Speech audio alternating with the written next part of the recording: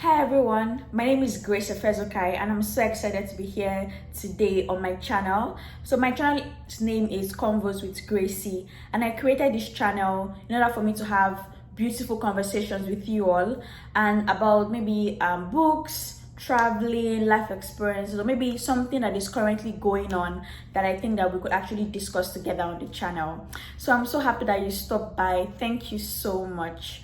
So my birthday is in a few days, like on the 18th of July, and there was one thing that I really prayed to God for. I wanted like a very big career break, and yes, God did it for me before my birthday. So I'm technically going to be moving from my current company to the parent company into a role that I've always wanted to do. So it's a big jump in pay, in benefit, and everything, and I'm so grateful.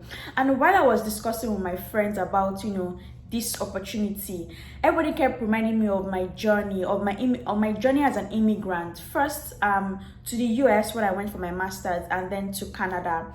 And it's been a lot of highs and lows, but I'm grateful for where I am today. I'm grateful for the journey. Now I can laugh about so many things that have happened, and I think that I've learned a lot as well on this journey, and that's why I'm so passionate about immigrants, especially African immigrants. So I was going to do a series, talk about my dream role. Maybe I'll push that to maybe later. But now let's talk about things that immigrants should know to survive in their host countries. And I'm going to do another episode on how to write your resume, especially when you're coming from African country into, like, maybe let me use Nigeria to Canada for example. How to communicate your value properly on your resume, how to translate that value of work that you've done on your resume. And I'm also going to talk about interviewing. I'm going to use the Canadian interview as my case study for the video. So it's going to be a long series, and I will appreciate your feedback in you telling me what you want to know about or know more about this immigrant journey. So today I'm going to focus on 5 things that I want all immigrants to know, especially if you're moving from Africa to a developed country, so to speak. Yeah, so the 5 things I really want you to know, and the next one will be about resume, interview will come next, and then next after that will be maybe talking about my dream role. Probably I'll have resumed by then, and then I'll give you the story of how I arrived at that point and the things that I did to get to that point. Yeah, so let's get right into it. So the first thing I want you to know is that you are the value. Like my friend Karika says this a lot, and it took me a while to understand what it really means. And now that I understand it, like when you know that you are the value, everything that you've done in your career, everything that you've done in your life, even you yourself, you are the value. So I want you all immigrants to know that you are the value. And for my fellow Nigerian immigrants moving to whatever country that you want to move to, I want you to know that you are the value. And when you know that you are the value, everything about you changes. The way you see yourself, your mindset changes. And I know that you are grateful to leave maybe Nigeria. Okay, let me just focus on Nigeria, Canada. So you are grateful to leave Nigeria and move to Canada. As much as you are grateful for that, for no opportunities to migrate legally, I want you to know that Canada is also grateful to have you, because you're going to pay taxes, you're going to pay rent, you're going to help their real estate industry here. So you're also bringing in value into the country. So come with that consciousness that you are the value. Don't ever think, especially when I meet new immigrants and try to like maybe advise them or help them with their resumes, I keep hearing them say, no, just leave it as a Nigerian experience. I'm like, why would you say that? So when I'm reviewing your resume and I ask you, okay, so at this XYZ place, what did you do here? They'll be like, don't worry, great, just leave that one, let's leave that one, it's a Nigerian experience. I find it very uncomfortable, because I feel that everything that you've learned in your home country is of value in your new country. You're bringing in so much. You're bringing in a global mindset. You're bringing in global experience.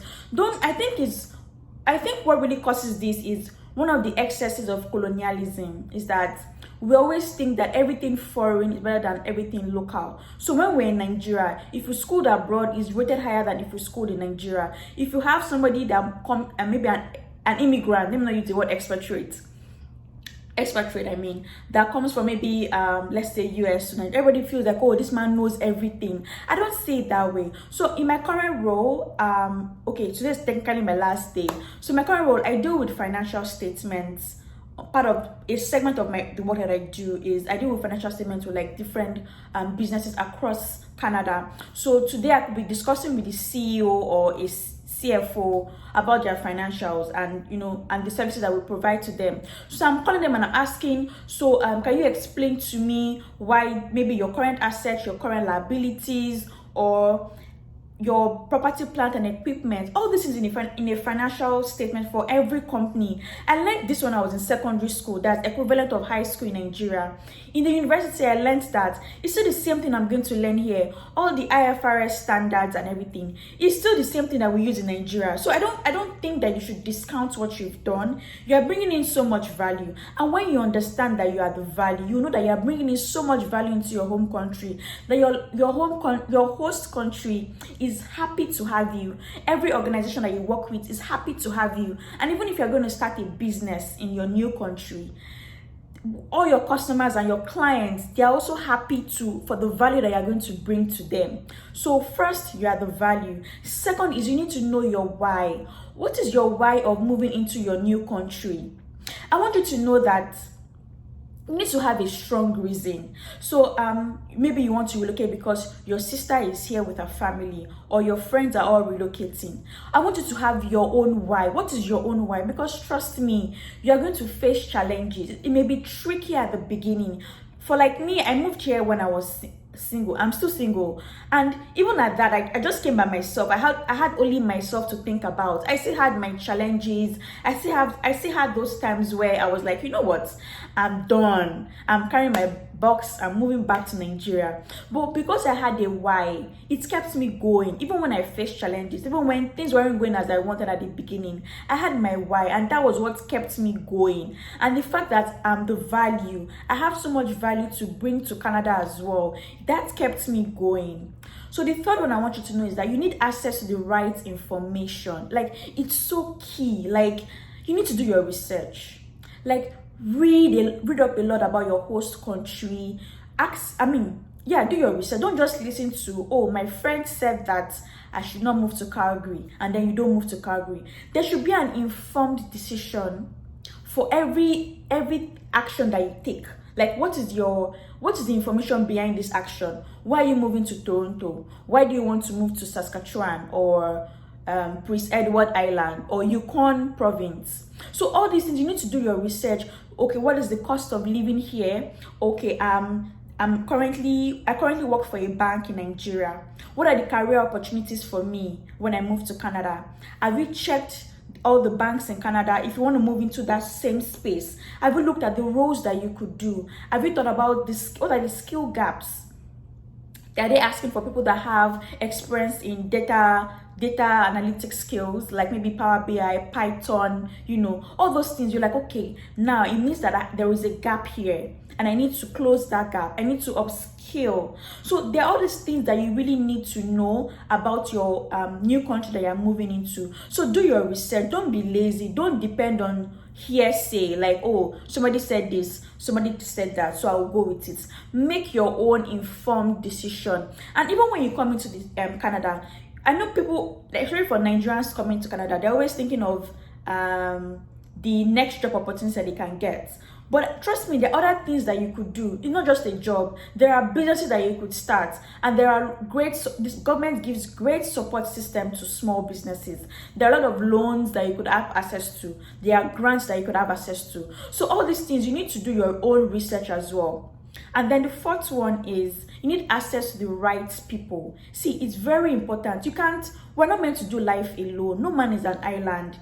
And especially for you that from Nigeria are moving to Canada, you need access to the right people. And when I say access to the right people, they could be from your country, but you don't have to limit yourself to your fellow Nigerians. You don't have to limit yourself to your country people from Ghana, or, oh, I want to move to only Ghanaians. Even when you get your first job, you only want to roll with the only Ghanaian guy out of the 1,500 people in your company. You only want to roll with them, want to follow them for lunch. That's that's great, but you need to expand your borders. You need to meet other people, because you need access to the right people. And it's not only your country people that you should be listening to. I mean, you should actually roll with. You could roll with them, yes, but expand your borders. You are here. I live in Toronto. Toronto is very diverse. Like, you have people from different continents, continents across the world here. I want to have a friend. I have friends from Asia. I have friends from Europe. I have friends, Canadian friends, American friends. I want to expand. They might not be friends, so to speak, but you have connections with them. So I want to move beyond having just Nigerian people. Because this is my new country. I plan to settle in here and raise a family here. So I need to build networks of people from different industries, from everywhere, in church, my volunteer engagement. So expand your borders. Don't limit yourself to just people that look like you, people that have the same skin pigmentation as you. Expand your borders, please.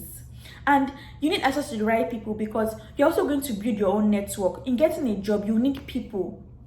You need people to do referrals for you. You need people to help you look through your resume. You need people that will going to ask you for, that you will need their advice at every step that you want to take. Or you want to get a car today. What are the options that I have? You need to talk to people, even though you've done your research.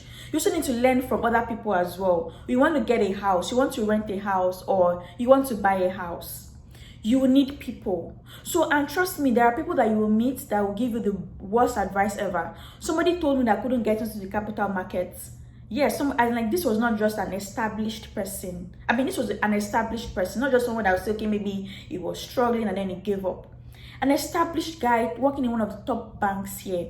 This guy told me that because of my age, I was 27 at the time, that I won't be able to get into the capital market, that the banks were looking for at the time were people that were 2021. And when I think about it now, like, that was just a very dumb advice, because nobody asks you for your age when you go for an interview and say, oh, how old are you? Okay, or your resume, because you were born in 1995, we cannot give you this job. Nobody does that. And if any employer does that, you could sue the employer and buy a Chevrolet, buy a house on the island with the settlement fees.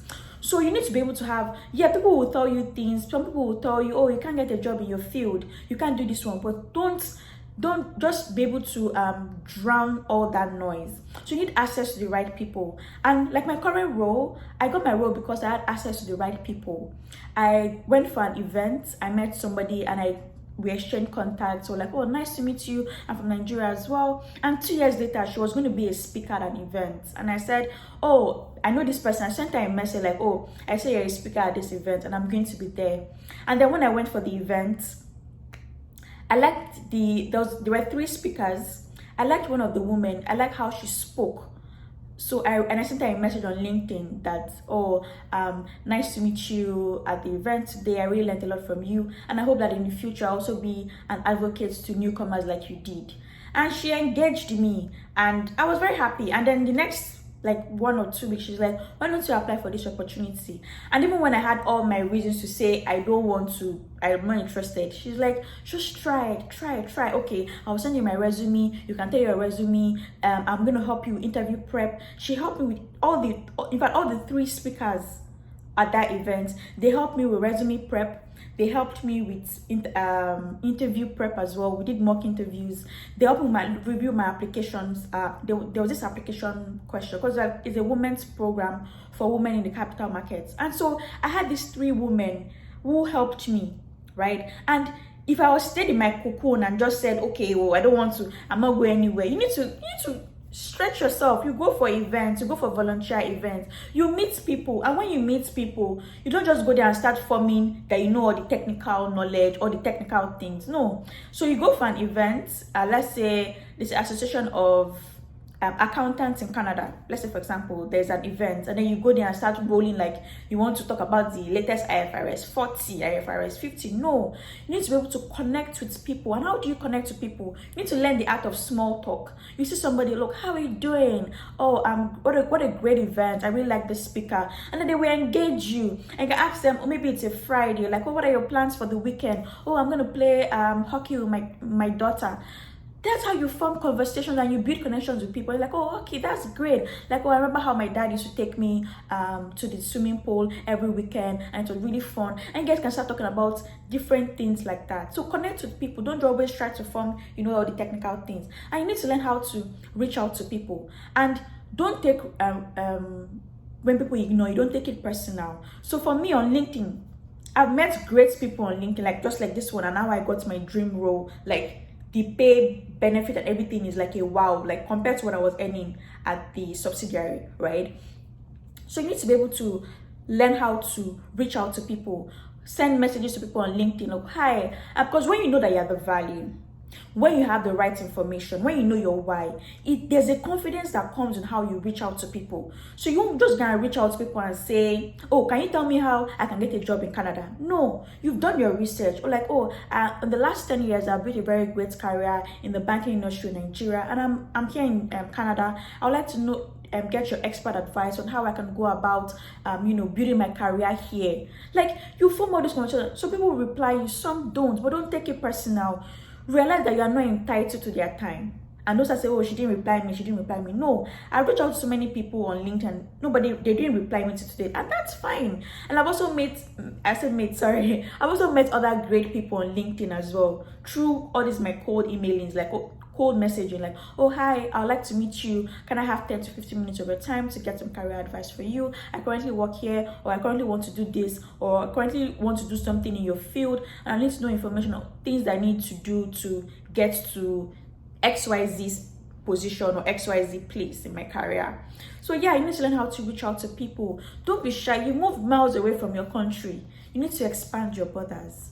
And the last thing I want you to know is that don't settle for less. I see this a lot. Like, I know the immigrant journey can be frustrating. It can be annoying. Like, things are not going according to your plan. You've left your home country. You were a big oga there, and then now you have 20 years experience. Everybody was calling you oga, sir, madam, and now that you're here, you can't even get a solid job. Maybe you're now doing a survival job, and then you're now frustrated. Don't settle for less. Yes, things may be tricky. I don't want you to get stuck there. We've moved all the way from our country, and we are here now, and we need to strive to get better. We need to strive to do so well for ourselves in this new country. So even if, let's say, in your home country you were working in a bank, and you were a manager, you manage a group of 10 to 15 people in a team, and then now you got a job as a customer care representative.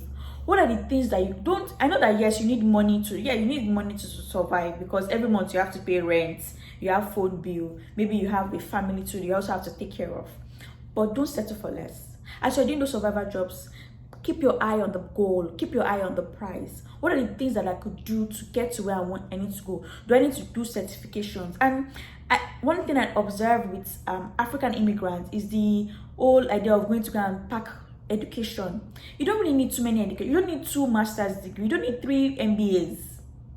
You need to have a strategy. So now, what I say is that if you don't get the experience, you need to build your own experience for yourself, and I'll tell you how. So if, for example, if maybe when you were in your home country, you used to manage, you were a social media manager, let me use that word, and then you came here and then you're trying to apply for all these digital marketing roles, and nobody's getting back to you, what do? You are now doing maybe a customer service job where they're paying you maybe $15 or $16 per hour. That's great. You know that you need to make sacrifices in the short term to achieve your long-term goals, because you want to be well established in this host country. You are going to volunteer your service. You are going to go to find an NGO, find an organization that you could volunteer with. If it's even a mom and pop shop around your area, like, see, can I help you handle your social media page? Can I help you? And you know how, because you need to also learn how to tell your stories. You create that experience for yourself. You're an IT guy, no company has called you. Have you tried creating an app or something? Do something for yourself. Create that experience for yourself. Go and volunteer in an NGO, even in your church. Go to maybe any organization that does maybe food bank. Tell them that you want to help them. You're an HR professional. You haven't gotten any role here. Go and tell them that you want to help them to recruit volunteers. So that when you are telling your story, when you are called for because it's going to be on your resume. that you're a volunteer person here as an HR professional. So when you go for an interview and they ask you, you tell your story. Oh, over the last 10 years, I led the HR whatever for this a leading organization in the construction industry, and I moved to Canada. And while I was trying to settling in or something like that, like I currently do work as a customer service rep here, and I also been able to recruit 100 volunteers for XYZ organization in Calgary or in Edmonton, Alberta. You need to be able to tell your stories. And in my next video, I'm going to talk about how to communicate your value in your resume. When you're talking about the work that you've done, you need to be able to quantify things and say, oh, I was able to recruit 100 employees, new employees. You know, all those things, how to communicate your value of the work that you've done. I'm going to be doing that in my next video. Thank you so much for watching. I'm so excited. I'm on vacation now. Like, yo, I have trips planned. I'm so excited. So hopefully I'm going to do the resume video right after this. And thank you so much for watching. Thank you so much for stopping by. And please subscribe. Please share my video to other fellow immigrants. We are here to win, and we need the support of everyone to do this together, to win together. And trust me, you need the right set of people around you. You need to have the right mindset. You need to have the right people around, not people that will drown your spirits, not people that will tell you can't do this. You need people that will encourage you, and you also need to encourage yourself. But when you are surrounded with the right people, when you're surrounded with the right support system, it also helps you as well. Thank you so much for watching, and have a wonderful week, wonderful day, wonderful everything ahead. Thank you so much. Until I come again next time, Grace Fezokai. Have a great day. Bye.